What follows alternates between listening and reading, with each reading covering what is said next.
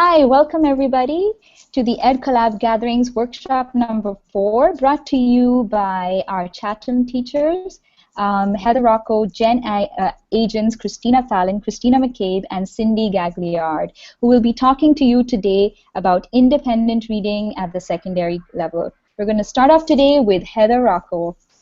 Well, Over good to you, morning. Heather. Thank you, Carolyn, and welcome everyone. We're so excited to be here today to share with you our love and passion for reading and how we have transferred that and brought that into our classrooms and shared it with our students.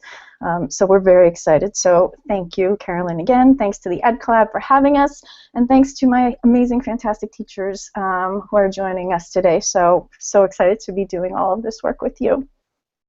As we present our work today, and we'll start skipping forwards on slides there, we are going to be hoping to interact with you, so feel free if you want to tweet to us. We are going to keep an eye on our Twitter feed, so we can, if you want to ask us questions, feel free to do so. Those are our handles there. We also have put the hashtag there. We are session number 4, so you can include that, and we'll pop in with and answer your questions as we go along. So we're looking forward to a conversation as well as a presentation. Okay, so here we go. So about 3 years ago, we made a decision to embrace reading and really make it a vital, important part of our instruction in ways that we hadn't done in the past. This is what our classes look like at the first 10 minutes of almost every day in both our middle school and our high school. And we found that it's unusual, perhaps, to start class this way in high schools in particular, but we have seen such a tremendous difference in our students and in their love of reading because of this just 10 minutes of work that they're doing. So every day, class starts this way. You'll see in that photo, we've got kids reading books. We've got the teacher, shout out to Ferg, in the front there reading his book, and we've got the books that the students have in their hands are books that they chose, and it sets a great tone, and we're going to tell you how we got to this point today. So, why independent reading? Well, I've had the benefit of working in lots of elementary schools, and you see students in elementary school loving books, and they're reading all these different texts and sharing books, and they're so excited to be readers. And then we saw as students get older, we actually give them less time to choose their books, and no surprise, their love of reading and their engagement in reading diminishes. And so we see that as our mission, that diminish, but to actually accelerate it and get them excited about reading all different types of books and embracing the reading that they love to do, and the books that they love to read. So that's why it is so important to us.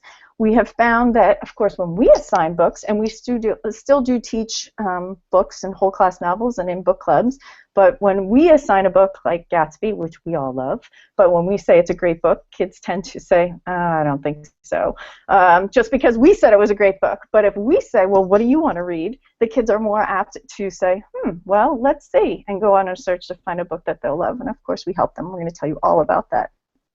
So we've decided as a department that our most important goal is for students to leave high school readers and seeing themselves as readers as well. So that's why we've made it our mission. We love Penny Kittle. And so Penny has a great quote, which is up here on the screen, but that really says that it is just not too late. It is never too late to engage students in books and to help them find what they love. And we believe that and live that. And even when we have students in our classrooms who can't find the right book yet, we continue to make it our charge to help them find the right book, because we do believe that just getting the right book into kids' hands, as Kylene Beer says too, can spark their love of reading forever. So Penny is our inspiration, and we began this work 3 years ago by sharing her book. So Penny has a book called Book Love. I think that's the next slide, Christina. Oh no, sorry. The next slide, sorry Christina. No, the next slide is do your homework. So as we begin this work, see, it's fine, we just roll with it. As we begin this work, it is important for you, before you jump into your independent reading program, that you do your own homework, because you will have people who are doubters and people who think that maybe it's not the best use of your time to have students reading in front of you or to talk to them about books that they've chosen, young adult books and sci-fi books and all of that. So it's important to do your homework so that you know the research behind this and how it makes a huge difference to students when they have choice and voice in what they have the opportunity to read. So in doing your homework, now we can move forward to the next slide. Our favorite person is Penny Kittle, and we started this work with Penny's book as well as Donalyn Miller's book. The Book Whisperer was really influential, particularly at the middle school level. But in 3 or 4 years ago, I purchased a copy of this book for every member of the department and gave it as a summer read. It was optional, and lots of people took us up on it, and really asked people to think about how might this work in your classroom. I had been doing it in my own classroom for several years, and I saw the difference that it made for students. So the department was fantastic and excited and embraced that opportunity. They read over the summer. I would get emails like, oh, what if we did it this way? What if we did it that way? When we came back for that first meeting that September, I included in that department meeting as our opening a video that Penny has, which the link is there, and I'm tweeting out the link as well, so you can watch it, that shows her students and their thoughts about reading and why they weren't reading. And as the department watched that video, we saw our own students on that screen, that the same kids who were faking reading or kind of skimming reading, and they weren't really engaging in the text. But when Penny gave them the opportunity to read the books that they loved, we wanted to do the same. And so that's how our independent reading initiative was born. When you read Book Love or The Book Whisperer, you will find it is so exciting and there are so many things to do. But you can't do it all in the first step. So we do suggest that you start small and not try and get everything done all at once here. Oh, sorry, Christina. Let's go back to that one slide. I forgot to write that one down. What we loved about this video is there's a student in Penny's video that said, well, she asked him the question, what can your English teacher do to get you to read more? And the student's reply is, let me read better books. So their view of better books might differ from what we might think are better books, but that's okay because we want them to be reading. Okay, so now we're going to start small. Sorry, Christina. And don't try and be Penny Kittle in your first month or week or even your first year. Instead, just find the time and make the time for reading in your classroom. Help students find the right books that they'll want to read, things that they'll be excited to read, things that they'll find that they can't put down, because that will influence their reading life and help them to see themselves as a reader. So build then, assess as it's going along to see what does work, what doesn't work, and then you can slowly scaffold. We are 3 years in to this work that we're very, very excited about, of course, and we're still learning on ways to make it even better. So, and which you're going to hear all about right now from all the fabulous teachers before you. So I am going to pass it off to Chris Fallon, who's going to talk about the key components for our independent reading program. Chris. Hi. I want to talk to you today a little bit just about this idea of 5 minutes matter. Just go ahead one slide. Yeah. I'm going to be talking a little bit today about structure and purpose. I think it's very important as you take on this project within your school that you have some type of structure in place that everyone's on board with. And we thought it was very important that from freshman year to sophomore year to junior year to senior year, all of the English teachers were on board in terms of using this program as a do now in the classroom. And the kids are very used to it. They love the consistency of it. They know that when they come in the morning, they have 5 minutes to read, to settle in, and everyone's on board with it within our department. And I think as you start to think about how it's going to work within your school and within your department, everyone is on board, but you can kind of angle it your own way, which I think is really nice.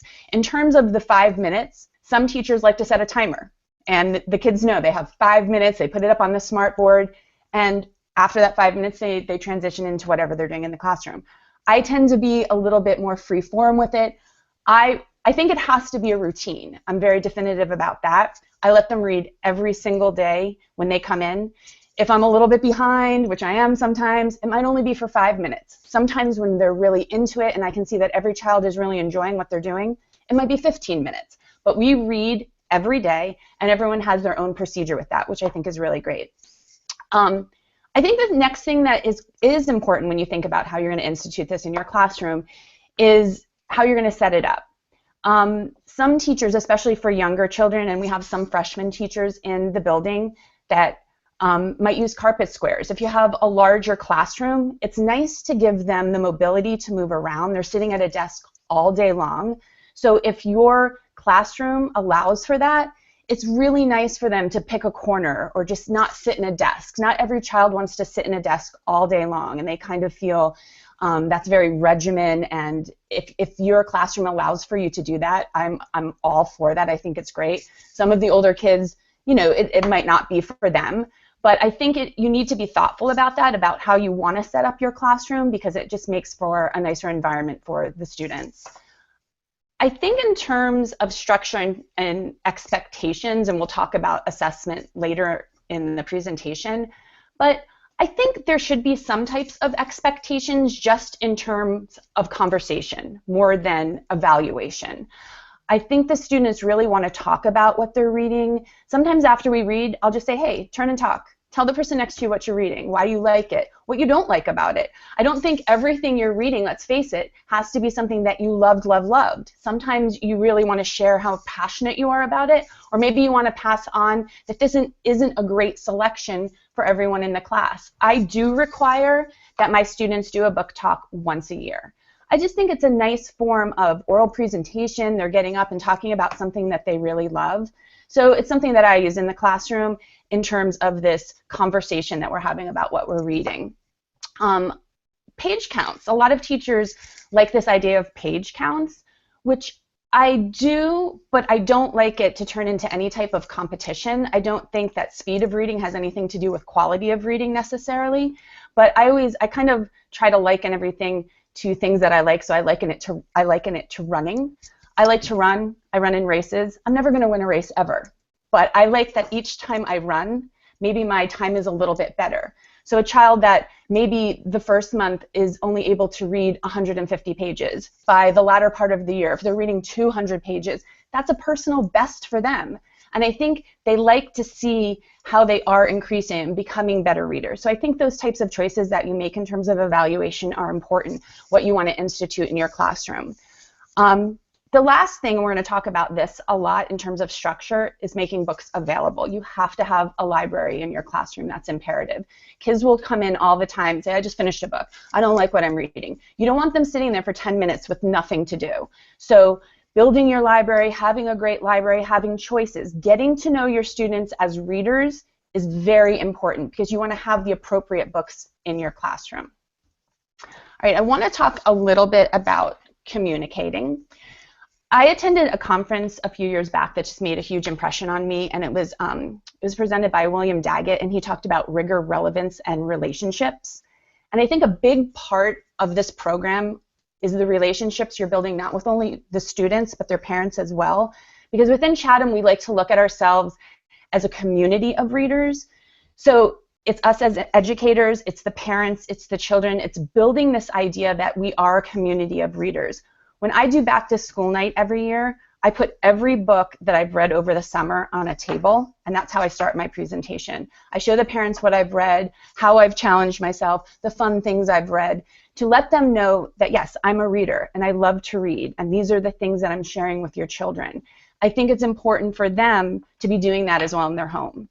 So if we build this relationship with the parents that we are a community of readers, I think that it's certainly very important to do right off the bat.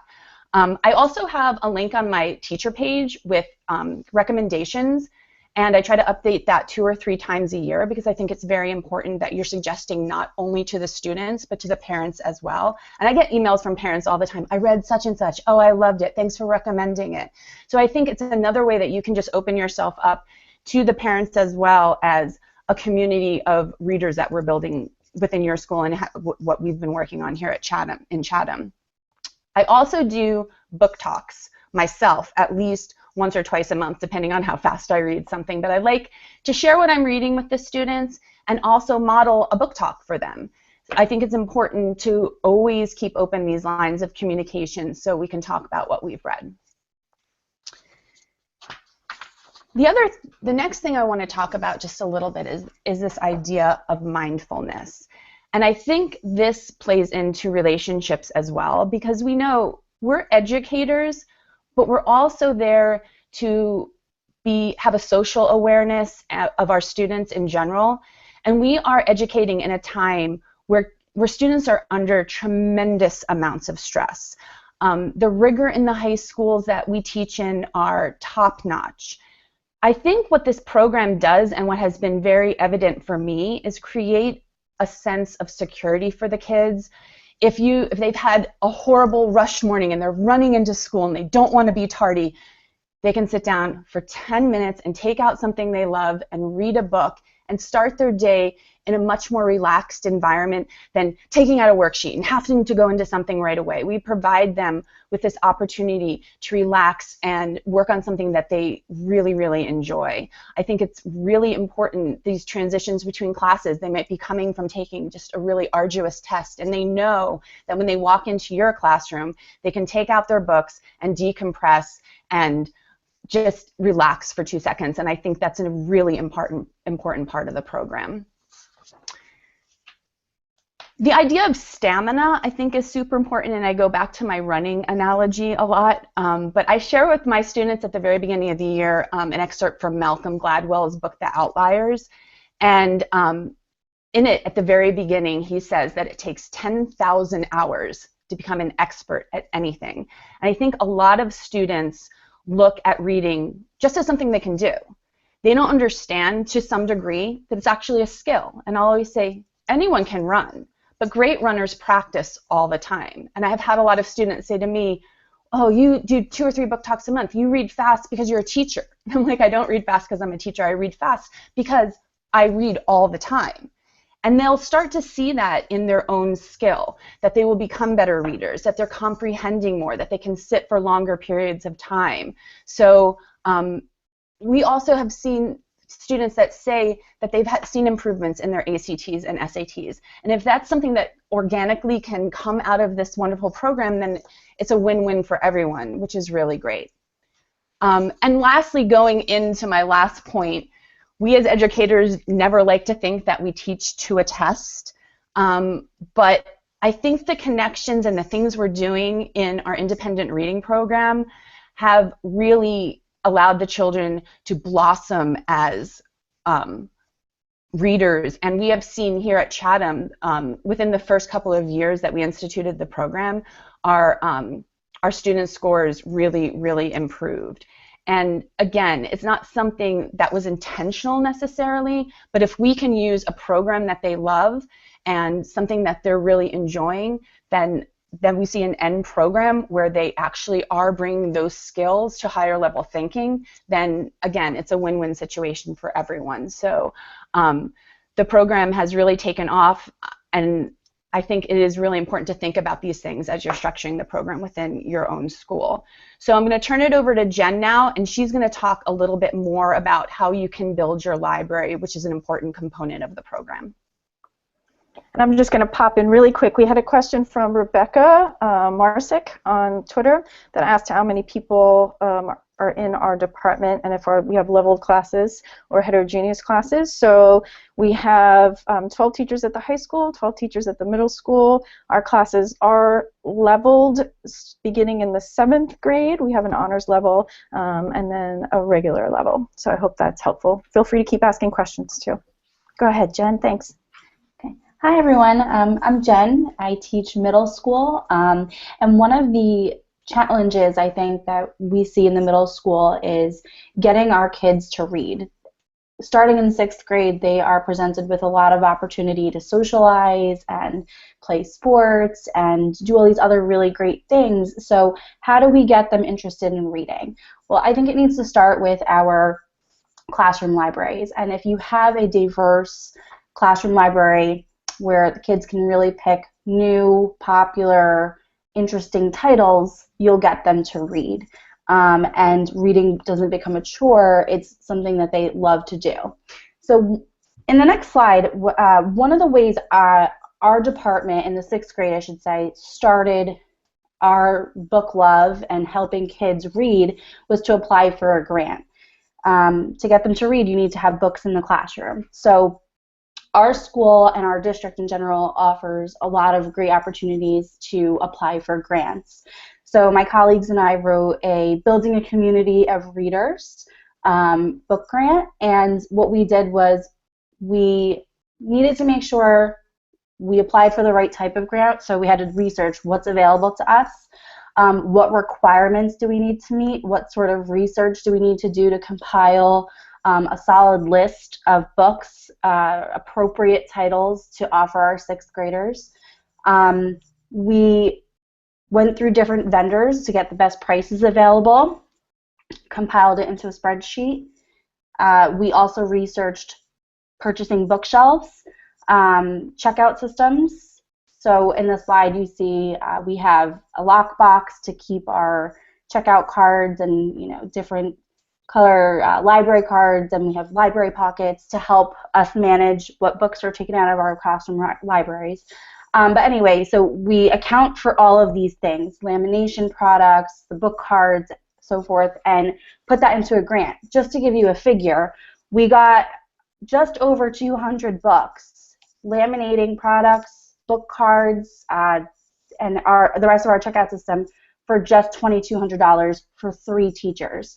So it was a small grant, but it got us a lot of product, and it's made reading all the difference in our classrooms. The kids are checking out books left and right, and it's been a wonderful year seeing kids with books in their hands. Not every teacher, though, is able to apply for a grant. So what do? Buy books on your own. I know it's hard. You don't always have the biggest budget, but you can go to a garage sale, pick up some books there. A lot of schools offer book fairs. So you buy books there. A lot of, like in our school, for instance, the librarians put up signs where parents can donate books to their child's library. So it's a suggestion that you can maybe coordinate with your library specialist to get books donated to your classroom on your behalf. A lot of times students will finish reading a book and donate it to their own teacher's classroom, and then that book is there forever for other future students to enjoy. You can, of course, buy books online, like Amazon.com. You can see what kind of school budgeting what kind of budgeting your school has. So I know our supervisor every year accounts for purchasing some books for our independent reading libraries. I always share my own book. So after I finish reading a young adult lit book, I put it into my classroom library.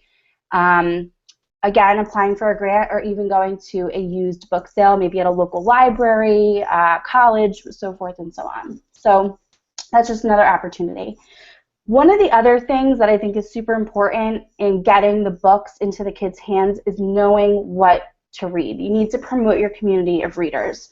So when I'm done reading a book, I advertise it. I put it behind my desk at school. I have a whiteboard that says what I'm currently reading so that the kids are interested.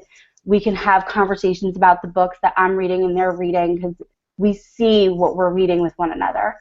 Another opportunity for you is to have the students promote their books, have them do book talks, post things in your classroom, do digital posting, have a checkout system. That way you can kind of keep inventory of what it is your students are reading. If you see that, I don't know, Percy Jackson is really popular, maybe next year you can order a couple extra copies so that more kids can circulate it and read it, and then of course talk about it with each other. That's the whole idea of this, is to get them talking and reading and enjoying what they're reading. In my next slide I have a couple pictures to show how I promote reading in my classroom. So after I finish reading a book, or if we get a new book donated, I put it right on top of my my marker ledge, and I write "new to our classroom library" to show the kids we're getting new stuff all the time. My students also, I teach 6th grade, so it's a nice visual way to show how much we're reading. We have books, sticker charts, so every time we finish a book, we put up a sticker. And then personally, what I do each time I finish reading is I rank my book on my own book log, and I tell the kids how much I've enjoyed it by ranking it with a star. So that's been a really positive way of increasing reading in my own classroom. And another way to make sure that we are successfully building our classroom libraries is to make meaningful recommendations. A lot of times the kids don't know what to pull off the shelves, or they're not sure what they're interested in. They just finished reading a book. What do they move on to next?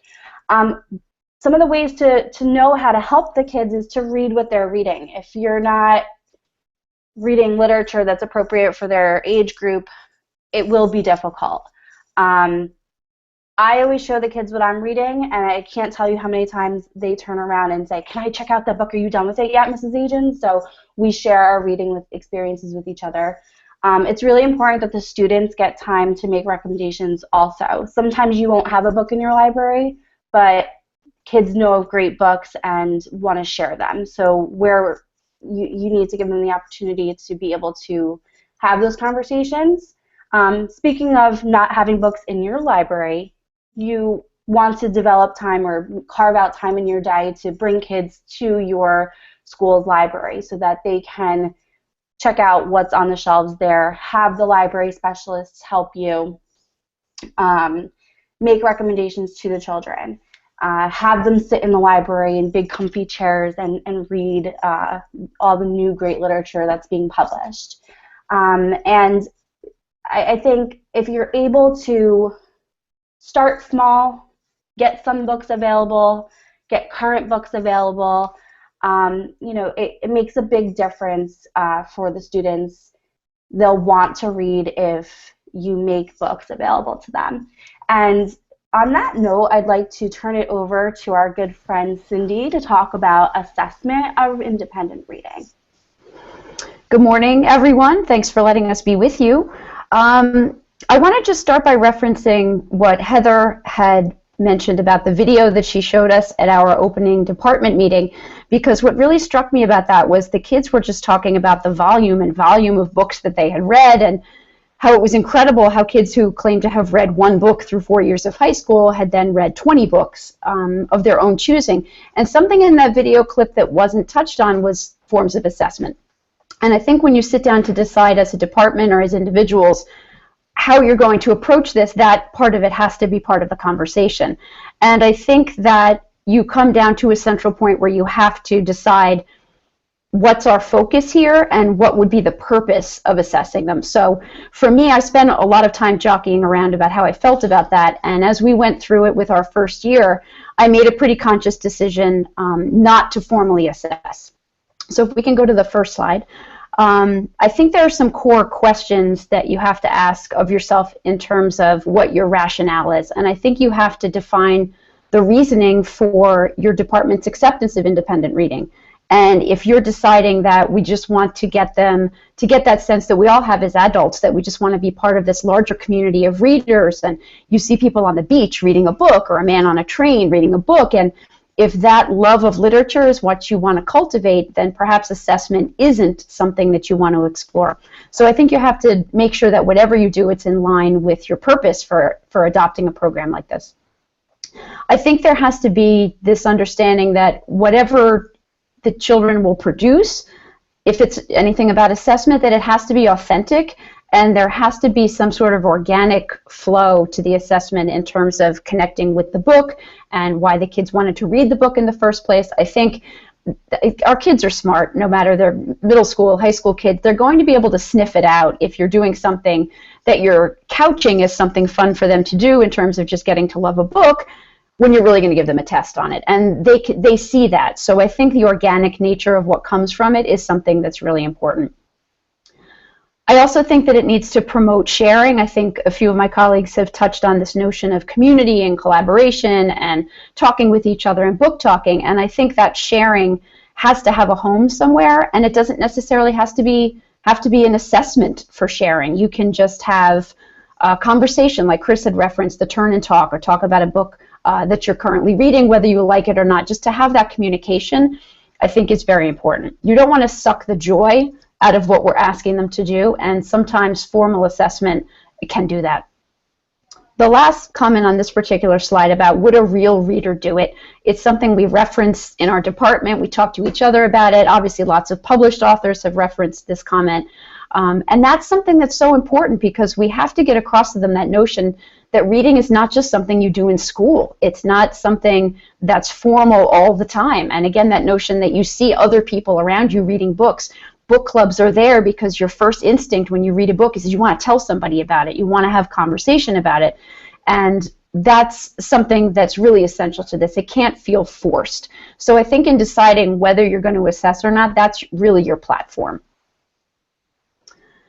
So if you're thinking, this is something I just want to step into to have kids love reading, and I don't want to go down that assessment road, I think some questions you need to ask yourself. First of all, will the kids even take it seriously if they don't have something at the end of the road where you are going to assess or ask them questions or ask them to do something? And I think depending on the motivated level of your classes, that question might have a different answer. I think depending on your approach and your rapport with your students, I think how you sell it, that answer could differ as well. But I think, again, going back to that idea, we've got to push that love of reading. Will they still engage in it if it's something that won't be assessed? And fundamentally, something you need to look at is, can you justify this to your administration and say, this is 10 minutes of my instructional time. That time is precious. Can I still do this? And I think that's a logistical question. That's not a bad question to make sure that you take a look at. I think if you decide that you, oops, did we skip a do assess? I think we missed a slide in there somewhere, about deciding if you do want to assess or not. It may be the previous slide, Heather. No? No? Okay, maybe I'm sorry. My bad. In terms of, let's go back a slide. I'm sorry, I'm jumping on. There we go. In terms of ideas for some sort of casual but still formalized terms of assessment, ideas that I know some things Christina is going to be talking about in a minute, having them post reviews on Goodreads, or I think something that Jen does, she uses Padlet, which is, again, like a community idea, a way to post some sort of a book review. We use Schoology in our high school, which is formatted much like Facebook, and we use that as a platform for sharing. And sometimes you can have kids do a Schoology post. And those are ways where you can assess whether or not the student has read the book, but it's something that's not threatening. Pros and cons to this. Will anyone ever read it once it's up there? What I've done this year, I teach juniors and seniors, is once a marking period, I've actually taken class time to say, okay, instead of reading today, we're going to spend 10 minutes, and I want you to go on Schoology, read, and comment on at least one other book review, so that somehow they're interacting with it, and it hasn't just been posted and then it's just sitting out there forever and nobody actually accesses it. Something that's tough too is it's very copy and paste attractive. The kids can go to another site. You can go to barnesandnoble.com, or you can get somebody else's review of the book, and you can pass it off as your own, and then really have you been able to assess if the student has read the book or not. A positive to doing ideas like this and having posting reviews is that it's a style of writing that we're reinforcing, that it's summary writing. You could do something where you're writing as a reporter and you go through the who, what, where, when, why. You can talk about suspense writing in that way and teach kids how to give enough hints to try to draw somebody in without actually giving away the end of the book. So I think in terms of a positive approach to doing something smaller like that, I think it reinforces different kinds of writing, which I think is good. I think part of the conversation too needs to be this difference between evaluating and assessing. And I think we can evaluate the degree to which our kids are engaged in their books without necessarily attaching a grade to it. And some of the images you see on the screen right now, those were taken from some of Chris's students who offered them an option to do a visual version of the book or a cover, some sort of visual representation. So you can see, first of all, the talent on those three is incredible. The bottom right one, you have more of a collage approach to the book. And then you have A Tree Grows in Brooklyn, which is just an amazing visual rendering of that. And then Perks of Being a Wallflower on the left there with just this spectacular blossom of flowers as the head of the person. So I think you learn something about your students also when you give them an opportunity to do that. We don't get to see that our students are artists like that all the time, so I think that's another bonus to that. In using technology, you can have students do video trailers, you know, make a movie version. Having reading conferences with the students, having teachers sit down one-on-one for a few minutes each day, and hearing about what the child has to say about the book. And then, as Chris referenced, also having the kids do book talks, you modeling the book talks as a teacher. Again, those are ways just to see, are they really understanding what's going on without making it like a test. And really, my last piece here is, for me, what I found last year and this year doing this, that we found ways to actually bring the independent reading books into the classroom in terms of the structured books that we're teaching. And there are two different activities that I've done. One of them, actually, Heather had modeled for us at a PD workshop. And it had to do with doing a formal, like, mini lesson on diction or on voice or on tone. And so you model, then you have the students actually go into their independent books and pull out a passage and then share that passage with a peer, and the peer would have to guess what the tone of that is, or what language in that was particular to create meaning for the book. So you're reinforcing skills you're practicing formally in class with their independent reading books, which really makes them see, oh wow, the skills I'm learning in class are transferring to these books that I'm doing just for enjoyment. And in a similar vein, characterization study. You can teach traits of characterization in your formal text, and then you can have them apply that to their independent reading. So hopefully we gave you a little glimpse into this idea of whether or not you can assess, and it's going to move into some more conversation about community from Christina. So Christina, to you.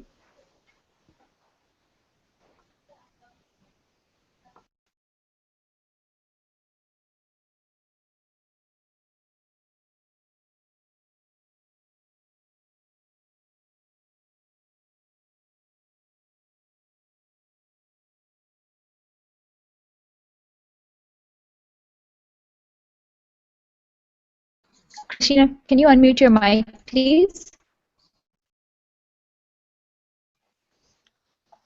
Sorry. Can you hear me now? Okay. All right. Sorry about that. So I'm Christina. I teach 9th and 10th grade English at the high school, and this is my favorite part to talk about, the community piece. So one of the most beautiful things about the independent reading program is that if you commit to it, if you implement it in your classroom, you're going to see a really wonderful growth in community that happens really naturally. So it's going to overlap with some of what you heard already from Cindy, from Chris, from Jen, and from Heather. So the community happens really by talking and sharing about what we're reading. So giving students so many opportunities to write, reflect, to journal about what they're reading, and then to talk about it, to share. So it's not just we're reading for 10 minutes and then we're moving on. It's really making it part of the everyday and building community from that. So get them excited about the projects that they're doing. Get them to share them with the class. So if you see on that slide, in my bookcase, you have another art project like Cindy was talking about, where students created art and they shared it with the class. And the students shared that piece of art. In the next class, someone came in and was like, wow, that painting's awesome. And we got to talk about the book just because the piece was sitting there. So it's going to happen really naturally when that becomes part of your community. Chris mentioned the turn and talk. That's one of, I think, the greatest teaching tools. Give students a few minutes after the 10 minutes of free reading to talk about what they are reading, to talk about characters they don't like, favorite part. Maybe you focus it, maybe you don't. I've also set it up as speed dating. So give students face-to-face with a student in class to talk about their book, and then move them on to another student. So in that process, they're learning how to talk about books like real readers do, and they're starting to cultivate a list of books that they might want to read next.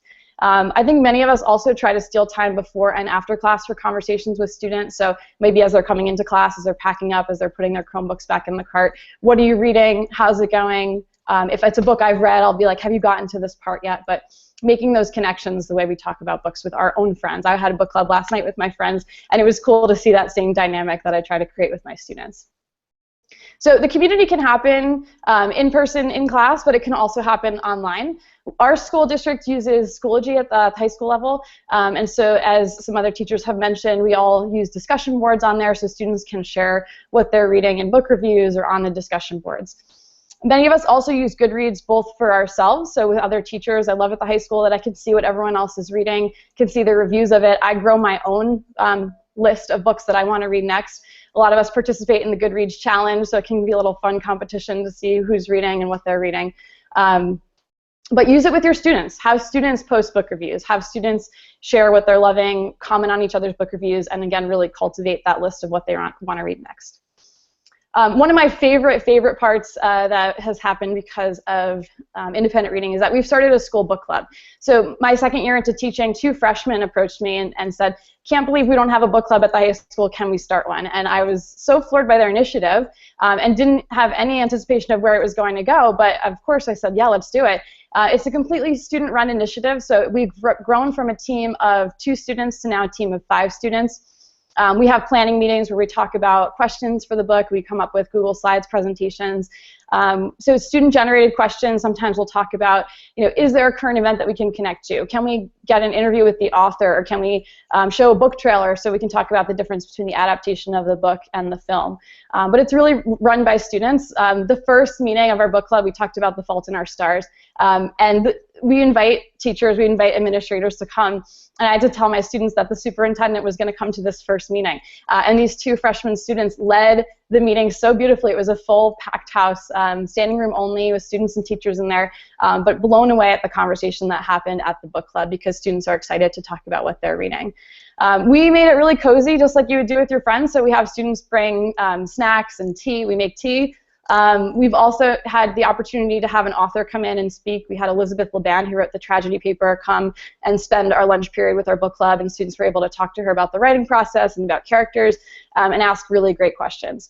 We try to do a range of books, just like you've heard from other teachers about guiding students in their choices. We try to choose a range of books that is going to reflect different interests and abilities. So we've done young adult books like We Were Liars, we've done The Circle, The Glass Castle, I'll Give You the Sun, so it's a real nice range. And again, I think giving students the opportunity to have conversation with each other and with their teachers and administrators in a way that doesn't always happen in the classroom is really nice. So getting them to see us as real readers as well. We also, this week, are actually going to take the book club students on a field trip to Penguin Publishing, so really excited to give them a look into what the book world is like. We've also gone to BookCon as a club, so again, so many opportunities to make reading real for them.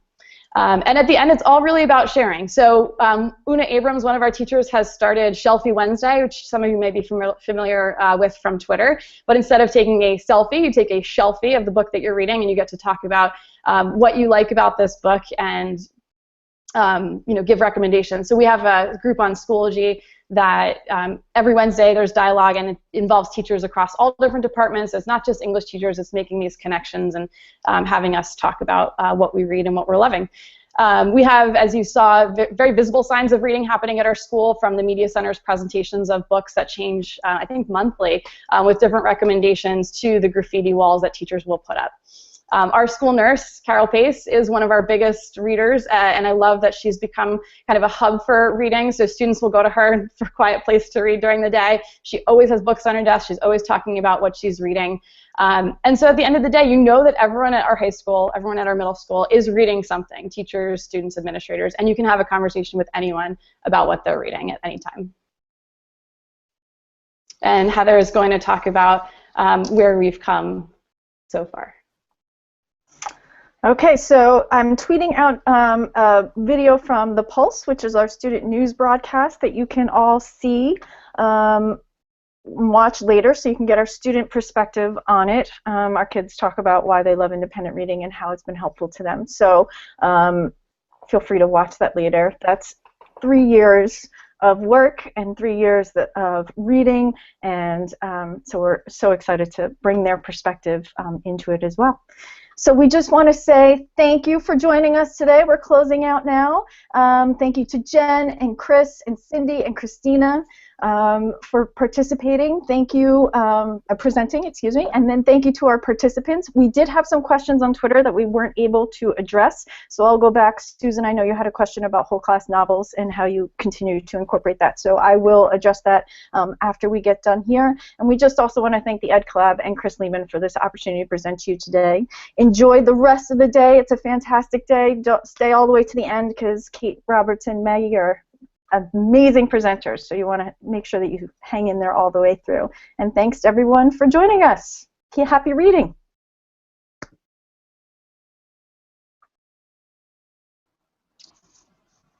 All right. Thank you to the Chatham teachers for this practical and wonderful tips on bringing independent reading to the classroom. Just for the rest of you who are still out there, we have lots of wonderful workshops coming up. We have workshop number 6 by KRISTIN Zimke and Katie Muteres talking about amplifying digital education for today and tomorrow. We have workshop number 8, Rasul Al-Rubail and Moli Kura talking about re-energizing reading and writing for struggling learners. And workshop number 7, Rosalind Linder and Chris Linder talking about creating details and elaborating and adding ideas when writing. Workshop number 9 is Catherine Hale and Kelly Perman talking about writing through blogging. So I hope you will catch one of those and join us in our next session. Until then, thank you all and do stay with us.